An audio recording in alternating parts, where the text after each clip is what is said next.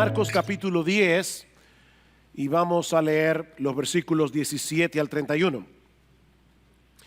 Cuando salía para seguir su camino, vino uno corriendo y arrodillándose delante de él le preguntó: Maestro bueno, ¿qué haré para heredar la vida eterna? Jesús le dijo: ¿por qué me llamas bueno? Nadie es bueno, sino solo uno, Dios. Tú sabes los mandamientos: no mates, no cometas adulterio, no hurtes, no des falso testimonio, no defraudes, honra a tu padre y a tu madre. Y él le dijo: Maestro, todo esto lo he guardado desde mi juventud. Jesús, mirándolo, lo amó y le dijo: una cosa te falta, ve y vende cuanto tienes y da a los pobres y tendrás tesoros en el cielo, y ven y sígueme. Pero él, afligido por estas palabras, se fue triste porque era dueño de muchos bienes. Jesús, mirando en derredor, dijo a sus discípulos: qué difícil será para los que tienen riquezas entrar en el reino de Dios. Y los discípulos se asombraron de sus palabras, pero Jesús, respondiendo de nuevo, les dijo: hijos, qué difícil es entrar en el reino de Dios. Es más fácil que un camello pase por el ojo de una aguja que el que un rico entre en el reino de Dios. Ellos se asombraron aún más, diciendo entre sí: ¿y quién podrá salvarse? Mirándolos, Jesús dijo: para los hombres es imposible, pero no para Dios, porque todas las cosas son posibles para Dios. Entonces Pedro comenzó a decirle: he aquí, nosotros lo hemos dejado todo y te hemos seguido. Jesús dijo: en verdad os digo, no hay nadie que haya dejado casa o hermanos o hermanas o padre o madre o hijos o tierras por causa de mí y por causa del evangelio, que no reciba 100 veces más ahora en este tiempo casas y hermanos y hermanas y madres e hijos y tierras, junto con persecuciones, y en el siglo venidero la vida eterna. Pero muchos primeros serán últimos y los últimos primero. Si hay algo seguro en la vida, es que todos vamos a morir algún día. No sabemos cuándo será, no sabemos en qué circunstancia, pero sí sabemos que la muerte es inevitable. Esto es tan tormentoso que muchas personas prefieren no pensar en eso. Hace unos años atrás salió publicada la noticia de que un grupo de médicos estaba tratando de reducir la tasa de mortalidad.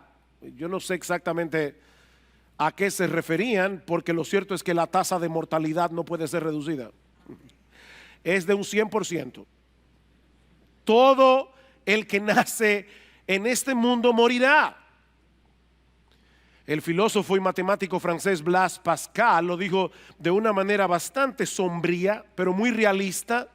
Él decía en uno de sus pensamientos: imaginemos a unos cuantos hombres encadenados y todos ellos condenados a muerte, varios de los cuales son degollados cada día a la vista de los demás, que ven su propia condición en la de sus semejantes y mirándose unos a otros con dolor y sin esperanza aguardan su turno.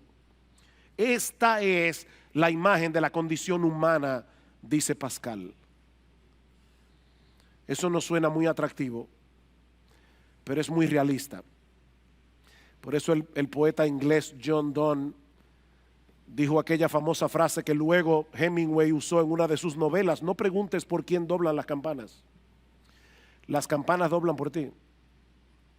No preguntes por quién doblan las campanas. En los pueblos antes tocaban las campanas cuando había un funeral. Dicen: no preguntes por quién están doblando hoy las campanas doblan por ti. Cada segundo mueren miles de personas y cada una de esas muertes es un aviso de lo que nos espera a cada uno de nosotros, tarde o temprano. Y aunque yo sé que muchos pretenden vivir como si esta vida presente fuera todo lo que hay Lo cierto es que Dios puso eternidad en nuestro corazón. Dios puso eternidad en nuestro corazón. Es por eso que el hombre es un religioso incurable. El hombre, aún el ateo, el hombre es un religioso incurable. Algo en nuestro interior nos dice que la muerte no es el punto final de nuestra existencia. Hay algo que debemos hacer para prepararnos adecuadamente para enfrentar ese momento cuando llegue. Ahora la pregunta es, ¿cómo podemos estar seguros de que estamos haciendo todo lo que debemos hacer para dar ese viaje del que no hay retorno? ¿Cómo podemos estar seguros de que estamos haciendo todo lo que debemos hacer? Esa fue la inquietud del joven rico. Esa fue la inquietud de este hombre que vino a Jesús y que vamos a estudiar en esta mañana, como les decía, continuando con nuestra serie consecutiva de exposiciones en el Evangelio de Marcos. El Señor había estado por un tiempo en la región llamada Perea, como vimos hace 2 domingos atrás, al otro lado del Jordán, pero ahora se dirige hacia la ciudad de Jerusalén. Eso lo vemos en el versículo 32. Y unos pocos meses más tarde, en la ciudad de Jerusalén, Jesús sería juzgado, Jesús sería condenado a la muerte. Así que nosotros estamos aquí al principio del fin del ministerio de nuestro Señor Jesucristo, cuando de repente llega este joven, que aparentemente está muy turbado por el estado de su alma delante de Dios. Lean una vez más versículo 17. Cuando salía para seguir su camino, vino uno corriendo y arrodillándose delante de él le preguntó: Maestro bueno, ¿qué haré para heredar la vida eterna? Un joven rico, dice Marcos. Lucas, en el relato paralelo, nos dice que este hombre era muy rico y que era un hombre prominente. De hecho, la palabra que Lucas usa es gobernante. Este hombre era un personaje en el pueblo de Israel. Probablemente era miembro del Sanedrín, una de las instituciones más emblemáticas, más prestigiosas de la nación de Israel en los días de Jesús. Así que este individuo había tenido bastante éxito en la vida. Era joven, era rico, era influyente, y por si todo esto fuera poco, era una persona bastante moral, era una persona religiosa, como vemos en el resto de la historia. Por eso alguien decía que este es el tipo de joven que todo padre quisiera para su hija. Sin embargo, la historia revela que este joven tenía una inquietud tan grande en su corazón que Marcos nos dice que él vino corriendo al Señor Jesucristo. Hay detalles aquí que no debemos pasar por alto. En el tiempo de Jesús, la gente de prestigio no corría. Eso estaba fuera de la ética social. Pero este joven estaba tan inquieto que viene corriendo delante del Señor y dice que hincando las rodillas delante de él le preguntó: Maestro bueno, ¿qué haré para heredar la vida eterna? ¿Qué pregunta?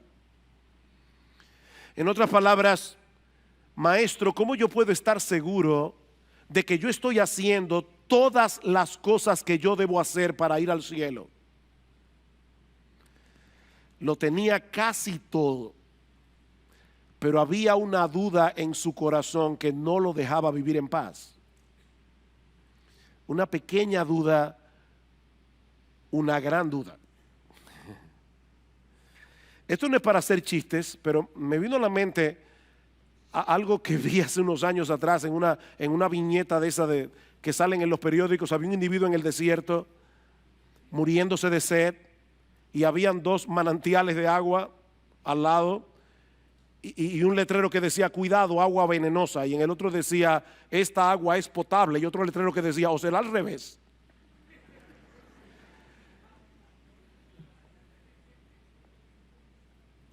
Señor, yo estoy haciendo todo lo que yo creo que debo hacer, pero yo no estoy seguro si no me hace falta algo más. Y yo confío en lo que tú me vas a decir. Dime qué tú crees que me falta para yo tener vida eterna. Ahora, hermanos, piensen en esto por un momento. Ese es el sueño de todo cristiano, que alguien venga a ti y te pregunte, dime qué yo debo hacer para ser salvo. Pero ahora escuchen la respuesta de Jesús. Versículo 18. Jesús le dijo, ¿por qué me llamas bueno? Nadie es bueno, sino solo uno, Dios. Si hay algo que esta historia nos enseña incidentalmente, es que el método evangelístico del Señor Jesucristo era muy diferente al de muchos evangélicos en el día de hoy. Yo estoy seguro que si este joven hubiera ido delante de algunos evangélicos, muchos evangélicos que yo conozco, dime qué yo debo hacer para heredar la vida eterna, rápidamente le hubieran dicho, ora conmigo la oración del pecador. O pídele a Jesús que entre en tu corazón. Yo no he visto una frase más abstracta que esa. Yo no sé cómo hacer eso.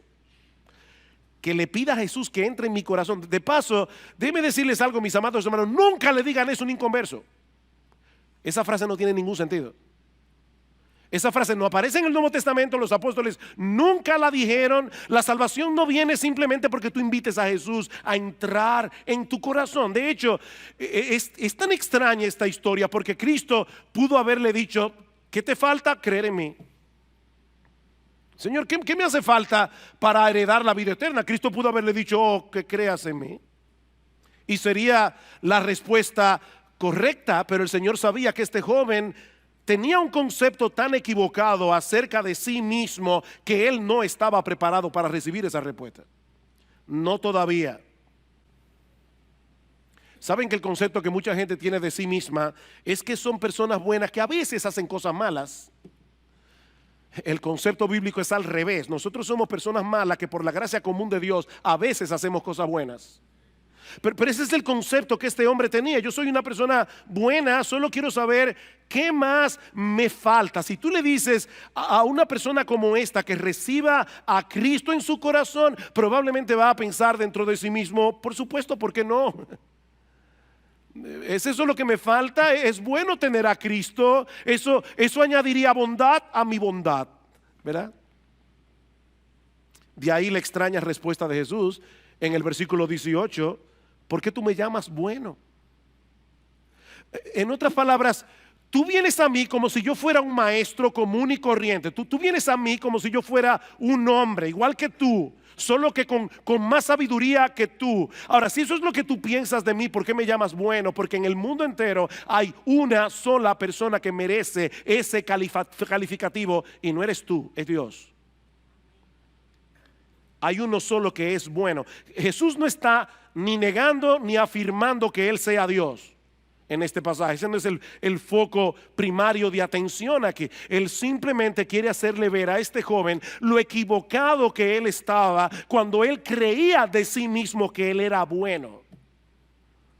Porque lo cierto es que en el mundo entero no hay nadie, absolutamente nadie, que sea bueno. Dice Pablo en Romanos capítulo 3 versículo 10, todos se desviaron, a una se hicieron inútiles todos, no hay quien haga lo bueno, no hay ni siquiera uno.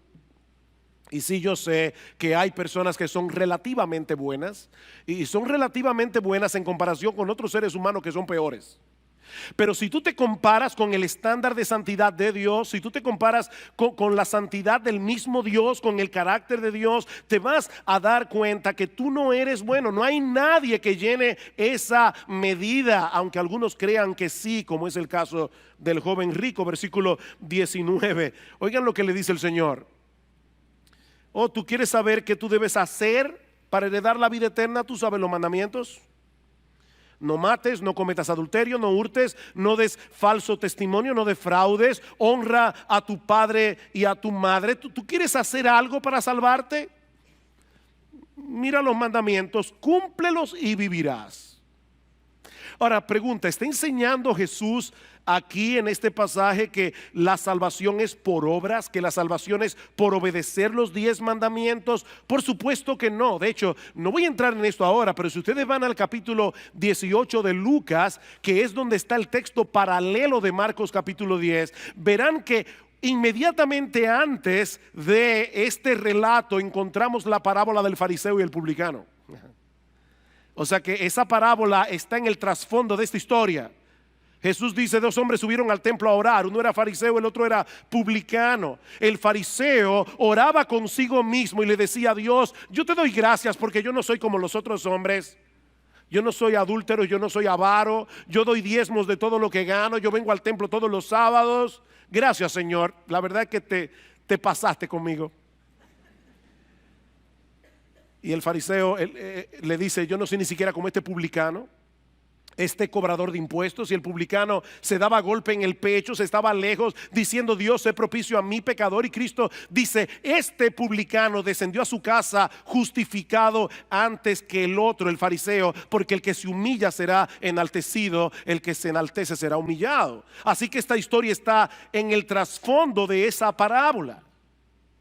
No, Cristo no le está enseñando al joven rico que debía salvarse guardando los mandamientos. Lo que él quiere hacerle ver a este joven es que es imposible para el hombre salvarse a través de su obediencia. La Biblia dice que uno de los propósitos por los cuales Dios reveló su ley es para que nosotros podamos evaluarnos objetivamente, mirarnos en ese espejo y ver lo lejos que nosotros estamos de llenar esa medida. Imagínate que el mandamiento más importante de la ley es: amarás al Señor tu Dios con todo tu corazón, con toda tu alma, con toda tu mente, con todas tus fuerzas, y eso no lo hace nadie ni por un segundo.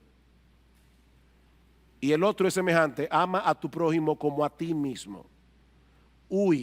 Ama a tu prójimo con la misma intensidad, con la misma energía, con la misma pasión con la que tú te amas a ti mismo. Dime, ¿tú guardas los mandamientos? Pablo dice en Romanos capítulo 3 versículo 20 que es por medio de la ley que viene el conocimiento del pecado.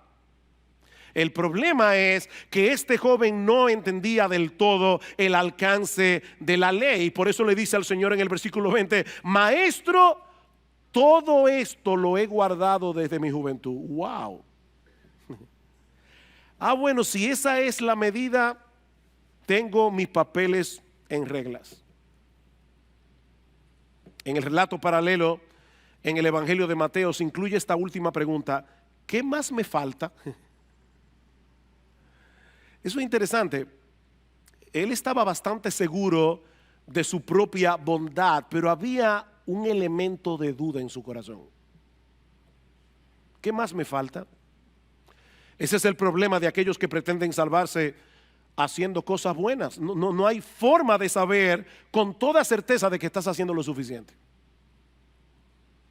¿Me hace falta algo más, maestro? Jesús, versículo 21, mirándolo, lo amó y le dijo: una cosa te falta, ve y vende cuanto tienes, dalo a los pobres y ven y sígueme y tendrás tesoro en el cielo. Una cosa te hace falta. Hermanos, ¿qué reacción la de Cristo? Esto fue leccionador para mí. Jesús no reaccionó airado diciéndole: pero qué mentiroso y soberbio eres. Estás tan ciego que no puedes darte cuenta de que no existe en este mundo ningún ser humano que llene esa medida de la ley de Dios. No. El texto dice que Jesús, mirándolo, lo amó, y Marcos es el único que incluye ese detalle en los evangelios. El Señor Jesucristo sintió una profunda compasión por este joven que estaba perdido en su moralidad. Si me oíste bien, este joven estaba perdido en su moralidad. Los puritanos decían: hay dos formas en que se puede hundir un barco. Una es cargado de estiércol y la otra es cargado de oro, pero se va a hundir igualito.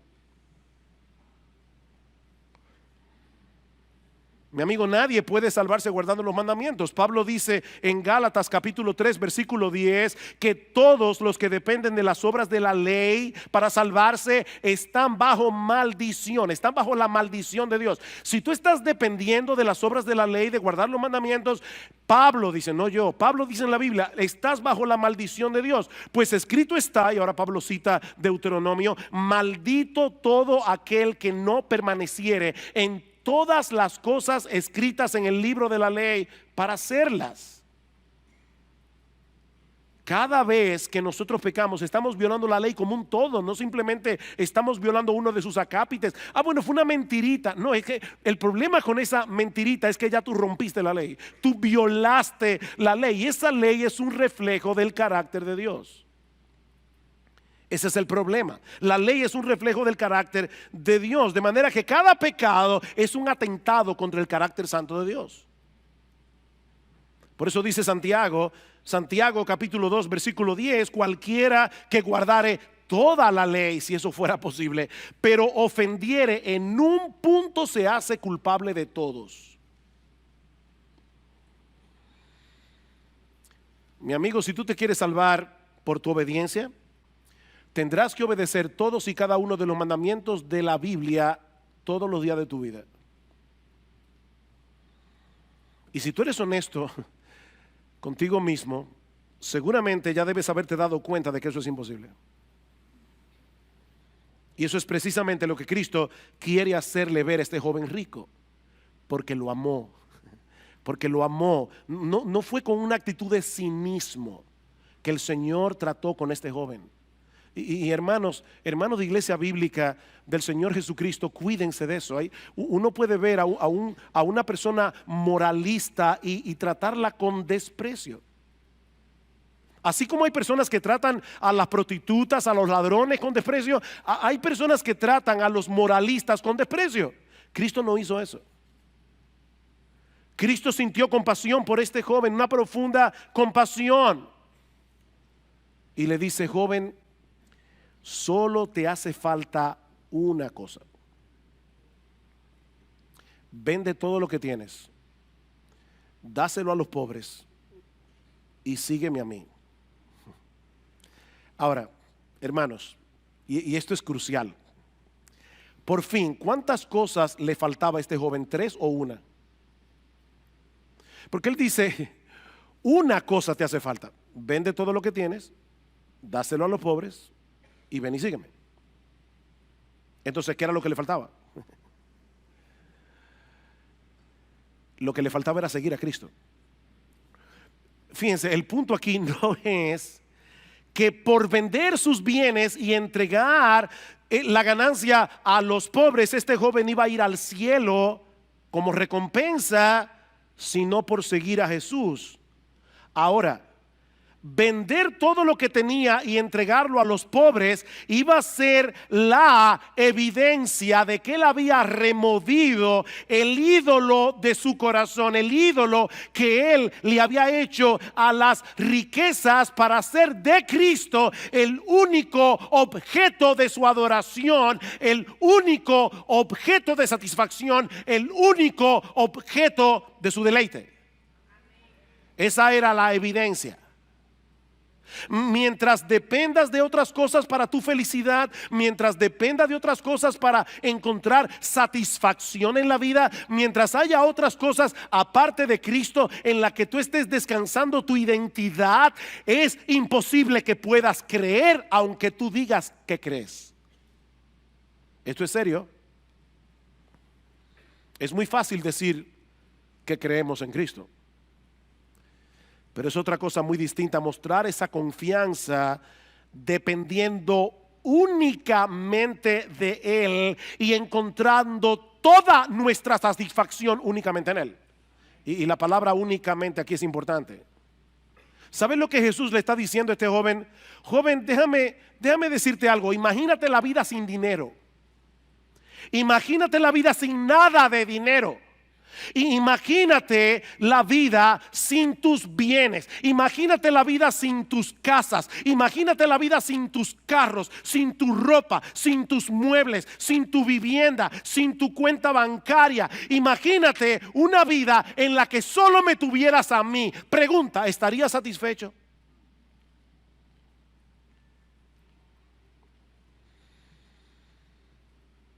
¿Saben lo que Jesús está haciendo aquí? Es una cirugía de corazón abierto. Eso es lo que Jesús está haciendo aquí. Es una cirugía de corazón abierto. Cristo está metiendo el bisturí lo más profundo que Él pueda para tocar el nervio central de la idolatría de ese joven. ¿Saben cuántas personas hay en el mundo que creen, pero en realidad no creen? O sea, personas que tienen a Cristo como un adorno más. Es un adorno en el contexto de su vida decente, en el contexto de su vida religiosa, pero Cristo no es su todo.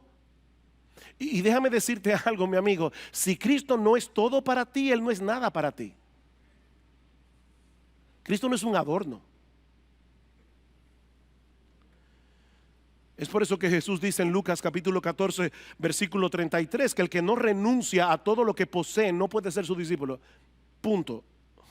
El que no renuncia a todo lo que posee no puede ser mi discípulo. Es imposible seguir aferrado a todas esas cosas y al mismo tiempo tratar de aferrarte a Jesús.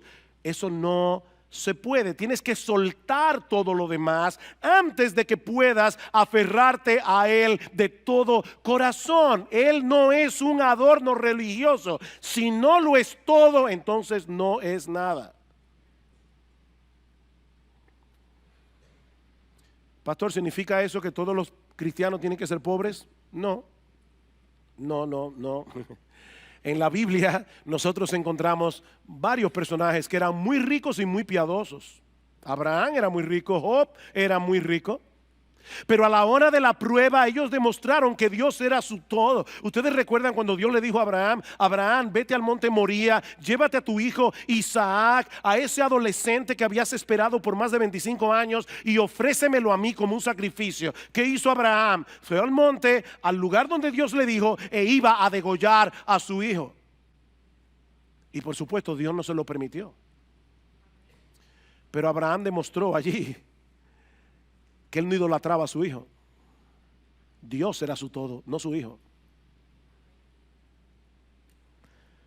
Lamentablemente este joven no pasó la prueba. En aquel momento crucial de su vida quedó evidenciado claramente quién era realmente su Dios. Versículo 22. Pero él, afligido por estas palabras, se fue triste, porque era dueño de muchos bienes. ¿Ven el contraste?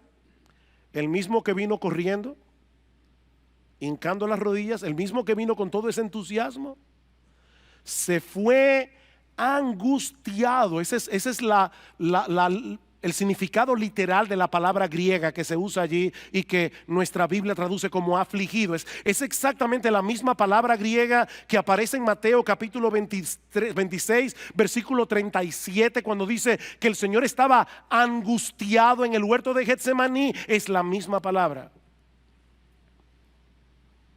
Se fue angustiado. El cáncer del materialismo había hecho metástasis en el corazón de este joven. Él estaba atrapado. Toda su vida dependía de sus riquezas. Mis hermanos, amigos que están aquí, escúchenme bien, porque esto que voy a decir ahora es una distinción crucial. El problema de este joven no radicaba en el hecho de tener muchos bienes. Su problema era que los bienes lo tenían a él. Es diferente. Él estaba atrapado, él estaba esclavizado por sus bienes. Él era un esclavo.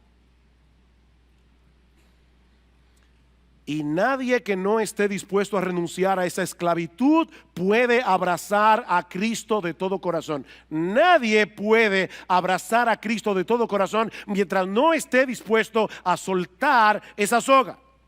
Ahora, ¿saben cuál es el problema? El problema es que ningún ser humano puede librarse de esa tiranía por sí mismo. Óyeme bien, ningún ser humano puede librarse de esa tiranía en sus propias fuerzas. De ahí las palabras de Jesús a partir del versículo 23.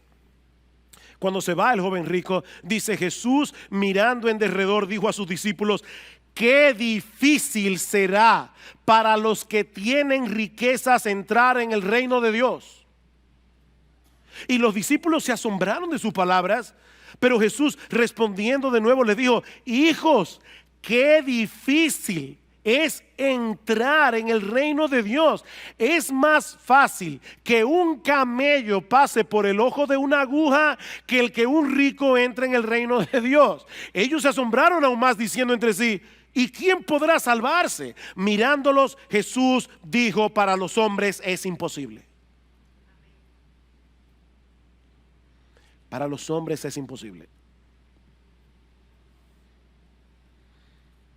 Esa es la enseñanza de toda esta sección. La salvación es imposible para los hombres, sean ricos o sean pobres. Noten lo que dice en el versículo 27 otra vez. Mirándolos, Jesús dijo: para los hombres. Él no dijo para los ricos, él no dijo para los pobres, él dijo para los hombres, sean ricos, sean pobres. Para los hombres la salvación es imposible.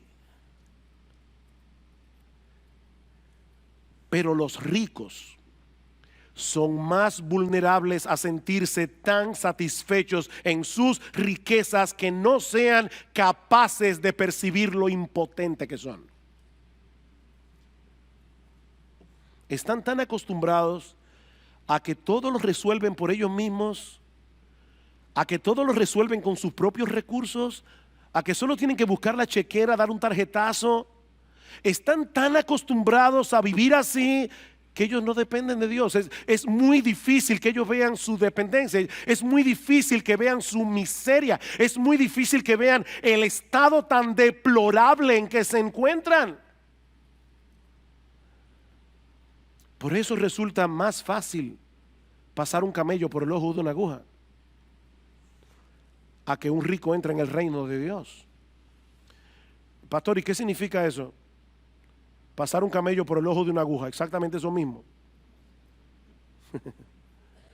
Exactamente eso mismo. Esa era una frase coloquial que se usaba en aquellos días para señalar algo que es imposible. Es como los gringos tienen una frase en inglés que yo no sé si se usa en español, pero ellos dicen: cuando a las ranas les salgan pelos. O sea, nunca. La misma posibilidad que hay de que a una rana le salgan pelos, o de que tú entres un camello por el ojo de una aguja, es la posibilidad que hay de que un rico entre al reino de Dios. Es absolutamente imposible que un camello pase por el ojo de una aguja, y así también es imposible para el hombre salvarse en sus propias fuerzas, y mucho menos alguien que se siente tan satisfecho por todo lo que tiene. Es imposible. Las riquezas pueden ser un gran problema, pueden ser un gran obstáculo, y pueden impedir a los hombres que vengan a Cristo con humildad, que vengan a Cristo con ese sentido de dependencia del que hablábamos el domingo pasado. ¿Recuerdan cuando estudiamos el texto de los niños que dice: dejad a los niños, venid a mí, porque de los que son como ellos es el reino de los cielos? Dice Cristo en el versículo 15 de Mateo 10 que estudiamos la semana pasada. Dice el Señor aquí: en verdad os digo, el que no reciba el reino de Dios como un niño no entrará en él. Con ese mismo sentido de dependencia, con ese mismo sentido de humillación que tienen los niños. Ahora, esto fue chocante para los discípulos. ¿Se dieron cuenta? 2 veces dice que ellos se asombraron. Y le preguntan al Señor: entonces, ¿quién podrá salvarse?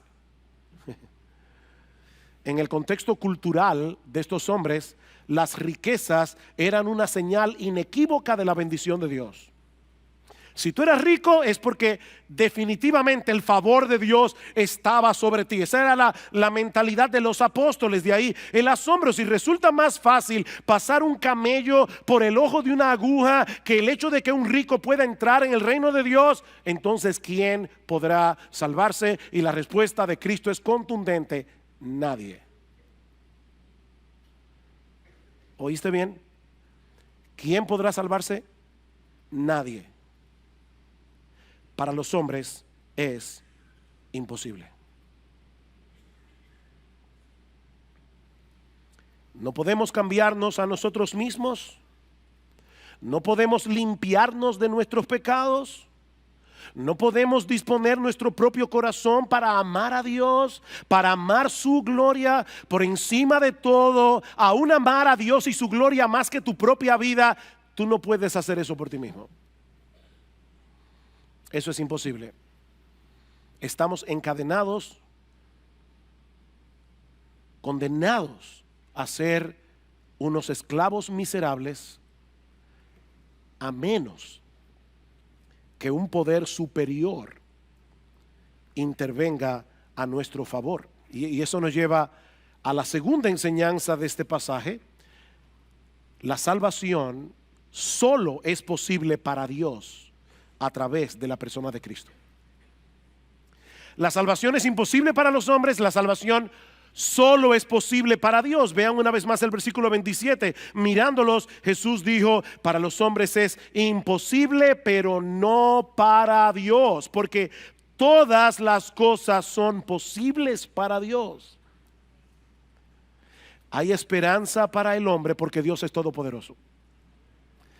Hay esperanza para el hombre porque Dios puede vencer la obstinación de tu corazón. Dios puede destruir nuestra idolatría. Y es extremadamente importante resaltar esto, porque así como hay muchas personas que creen que no necesitan a Cristo para ser salvos, hay otras personas que tampoco vienen a Cristo porque desconfían de sí mismos. Y yo he visto personas así. Yo no voy a poder vivir la vida cristiana, así que mejor ni lo intento. Yo no voy a poder, eso es demasiado para mí. ¿Sabes cuál es la respuesta de la Biblia? Claro que no vas a poder. Claro que no vas a poder hacerlo en tus propias fuerzas. La salvación es imposible para los hombres, pero no es imposible para Dios. Mi amigo, tú no puedes por ti mismo romper las cadenas que te mantienen esclavizado al mundo, esclavizado al pecado. Tú no puedes, pero Dios puede. Y aun si tú vienes a Cristo en arrepentimiento y fe y te conviertes en cristiano, no vas a poder vivir la vida cristiana dependiendo de ti mismo. No vas a poder. Pero Dios es todopoderoso. Dios es todopoderoso y él puede transformar el corazón de los hombres, como de hecho lo hizo con los apóstoles. Noten el versículo 28. Entonces Pedro, siempre Pedro, entonces Pedro comenzó a decirle: he aquí, nosotros lo hemos dejado todo y te hemos seguido. Honestamente, yo no sé qué había en la mente de Pedro. Yo no sé si él está diciendo: Señor, yo no entiendo, porque tú dices que nadie puede hacer eso, pero eso fue lo que nosotros hicimos. Nosotros lo hemos dejado todo y te hemos seguido. Yo no sé si Pedro, en un arrebato de orgullo, se estaba comparando aquí con el joven rico. Honestamente no lo sé. Y de paso, hermanos, yo no sé de verdad si Pedro aquí se estaba envaneciendo, pero cuidado tú, creyente, con envanecerte. Porque si tú te convertiste al Señor, no fue por tu propia fuerza, no es porque tú eras mejor que aquel amigo tuyo al que también le predicaron el evangelio y no se ha convertido. La salvación es por gracia y depende de Dios. Ahora, lo cierto es que los apóstoles estuvieron dispuestos a renunciar a muchas cosas para seguir a Cristo. Eso es verdad. Y Cristo les dice, porque en el evangelio de Mateo se añade: ¿qué pues tendremos?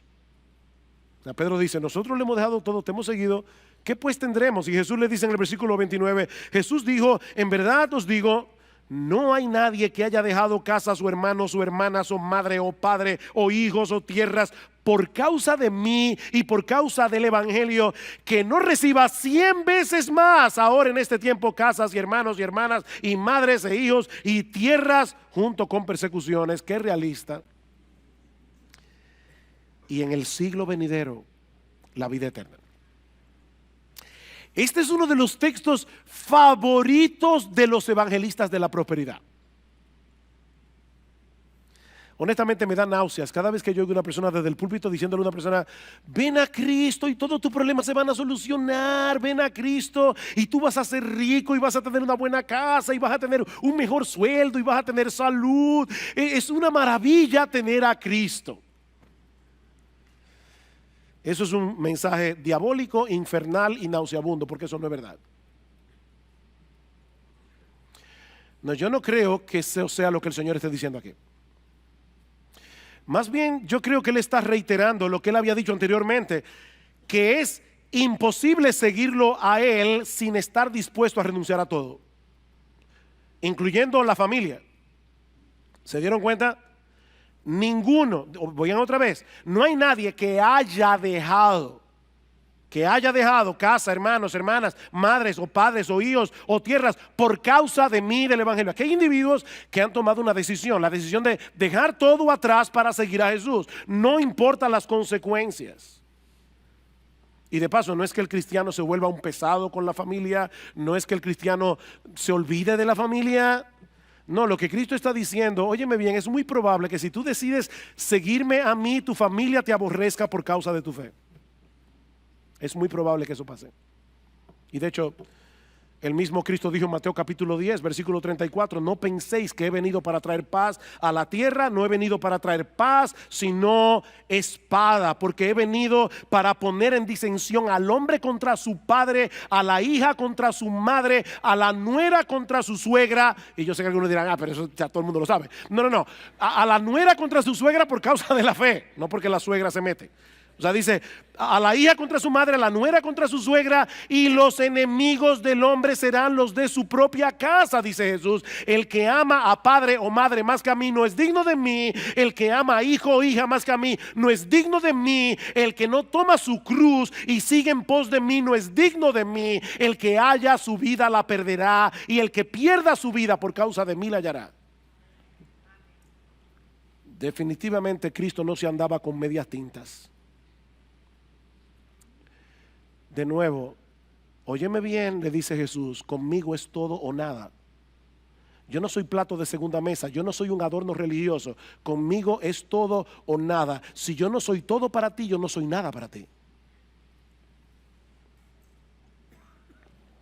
El que no está dispuesto a pagar ese precio por causa de Cristo y por causa del evangelio, como dice en el versículo 29, no puede ser cristiano. El problema es que todos nosotros somos demasiado débiles para hacer algo así, a menos que vengamos a Cristo en dependencia de Cristo. Tenemos que venir a Cristo en dependencia de Cristo. Para los hombres es imposible, pero hay esperanza para ti a pesar de tu impotencia, porque lo que es imposible para los hombres no es imposible para Dios.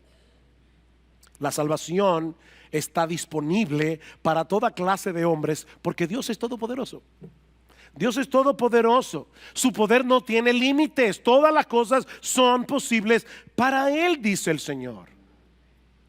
Fue Dios el que proveyó el remedio a través de la persona y la obra de Cristo. Cristo murió en una cruz para pagar mi deuda delante del Padre. Es Dios el que abre nuestros ojos para que veamos la terrible condición en que nos encontramos, la necesidad que tenemos de ser salvos. Es Dios el que inclina nuestra voluntad para que abracemos por fe y de todo corazón lo que Cristo ofrece. Pero eres tú el que tienes que venir en dependencia de Él. La salvación es por gracia, dice Pablo en Efesios capítulo 2, por medio de la fe. Esto no de vosotros, dice la Biblia, es un don de Dios, es un regalo de Dios, no es por obras para que nadie se gloríe. Este es el punto focal del evangelio, la total impotencia del hombre contrastada con el absoluto poder de Dios.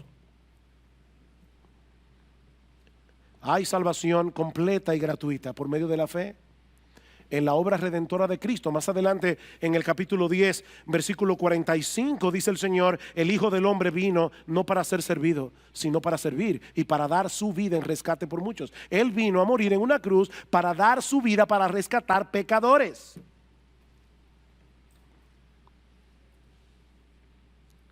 Y es precisamente a través de la proclamación de ese mensaje del evangelio, y por eso estamos predicando hoy aquí, que el poder de Dios se manifiesta para salvación mientras llamamos a los hombres a la fe y al arrepentimiento. Mi amigo, si tú vienes a Cristo, vas a perderlo todo y vas a ganarlo todo. Vas a perderlo todo, vas a ganarlo todo. Eso es lo que dice el versículo 29. No hay nadie que haya dejado casa o hermanos o hermanas o madre o padre o hijos o tierras por causa de mí y por causa del evangelio que no reciba 100 veces más ahora en este tiempo casas y hermanos y hermanas y madres e hijos y tierras junto con persecuciones y en el siglo venidero la vida eterna.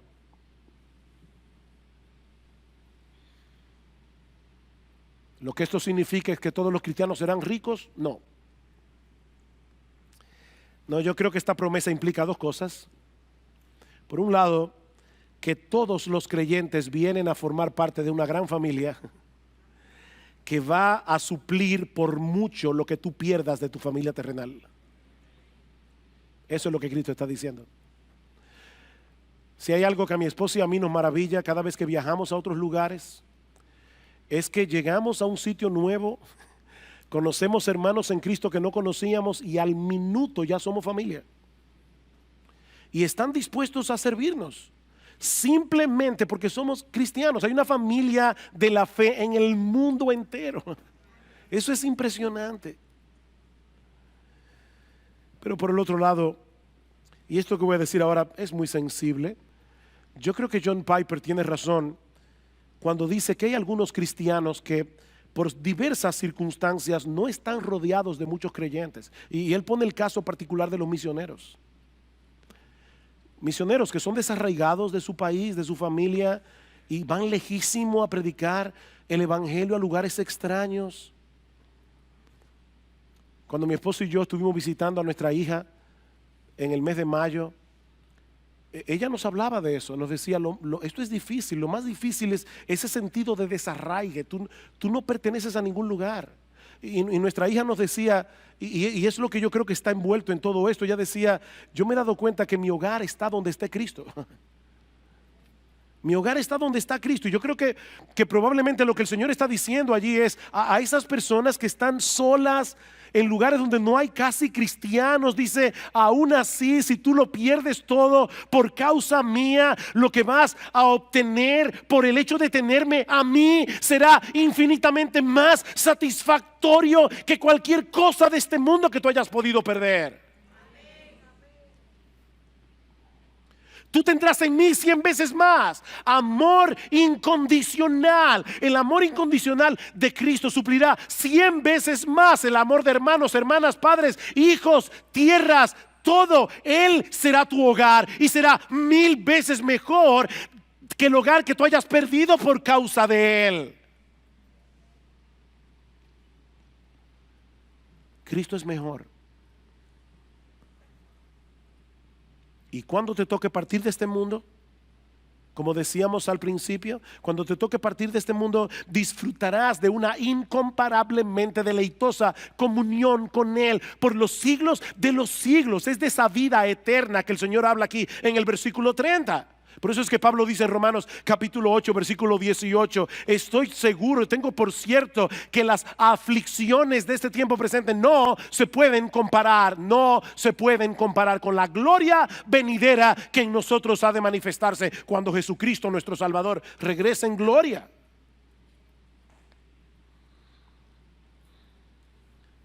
Y nuestro pasaje concluye con esta advertencia: pero muchos primeros serán últimos y los últimos primero. Y es una frase oscura en el contexto, pero yo creo que la idea puede ser la siguiente: la forma de obrar de Dios desafía nuestras ideas preconcebidas. El joven rico de esta historia al principio parecía estar muy cerca. Un individuo moral, religioso, que admiraba a Jesús. Maestro bueno, yo te admiro. Él parecía estar muy cerca del reino de Dios, pero al final demostró que estaba muy lejos. Según el criterio del mundo, este individuo había tenido una vida bastante exitosa, increíblemente exitosa. Era joven, era rico, era influyente. Según el criterio de Jesús, este joven era un pobre esclavo que estaba arruinando su vida en medio de su opulencia y en medio de su moralidad.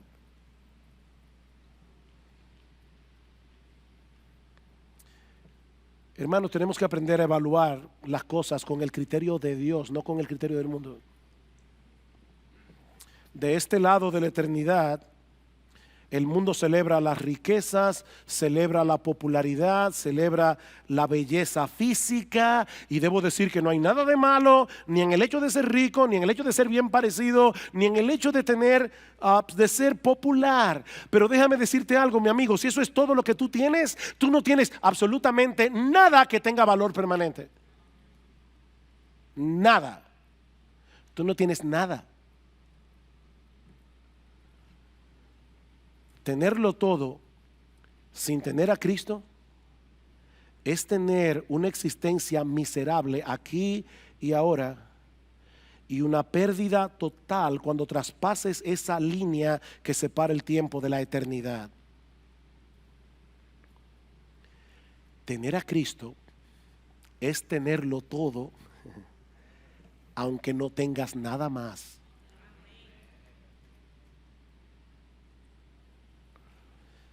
Mi amigo, yo no sé si tú eres rico, si tú eres pobre, económicamente hablando, pero si tú quieres heredar la vida eterna, una cosa te hace falta. No son 2, no son 10, es una sola cosa. Reconoce tu impotencia para salvarte y ven a Cristo con la disposición de seguirle únicamente a Él como Señor y Salvador. O sea, Señor, yo pierdo mi vida por causa tuya. Aquí hay un papel en blanco. Ya rompí esto. Aquí hay un papel en blanco. Está firmado al pie por mí. Lo que tú escribas ahí yo lo voy a hacer, aunque yo no sé lo que es. Tú eres mi único Señor. Tú eres mi único amo. Tú eres mi único dueño. Ven a Cristo. Ven a Cristo y sométete a Él como tu único Señor, como tu único Salvador. Señor, yo no confío en mis buenas obras, yo no confío en mi religión, yo no confío en que soy mejor que aquel. Mi única esperanza es que tú moriste por mí en la cruz del Calvario. Es mi única esperanza. Yo no confío en nada más que en ti. Mi amigo, no pretendas hacer en tus propias fuerzas lo que solo Dios puede hacer por ti. La salvación es imposible para los hombres. Es imposible. Tú no puedes pagar tu deuda con la justicia de Dios por causa de tus pecados. Tú no puedes cambiar por ti solo la inclinación de tu corazón. Tú necesitas la justicia de otro, Jesús, que sea puesta en tu cuenta por medio de la fe. Esa es la única justicia que Dios acepta como buena y válida. Yo sé que todos ustedes aquí han jugado Monopolio alguna vez. Si tú vas al banco con dinero de Monopolio, queriendo abrir una cuenta, van a llamar a un psiquiatra, porque es dinero falso. Óyeme bien, todas tus buenas obras son dinero de Monopolio en la presencia de Dios. No valen nada. La única moneda que circula en el cielo es la justicia de Jesús. La única moneda que circula en el cielo es la justicia de Jesús. Y mi llamado en esta mañana es: ven a Cristo, confiésale tus pecados, confiésale incluso la dureza de tu corazón. Mi esposo y yo hablábamos con una joven esta semana y ella nos decía: yo no quiero a Dios, yo odio a Dios. Así mismo. Yo le dije: mira, ¿sabes qué? Díselo a Dios. Díselo a Dios. Confiésale a Dios tu amor al mundo, confiésale a Dios cómo le has desechado, confiésale a Dios cómo has cambiado a Él por aquello que no aprovecha, y pídele que transforme tu corazón. Pídele que te dé la gracia de la fe y del arrepentimiento. Pídele que te libere de la esclavitud y de la tiranía del pecado. Lleva tu causa delante de Él, porque solo Él te puede salvar. Quiere el Señor que al final de tu historia no seas como este joven rico. que se presentó delante de Cristo con tanto entusiasmo y finalmente se alejó de él tan angustiado.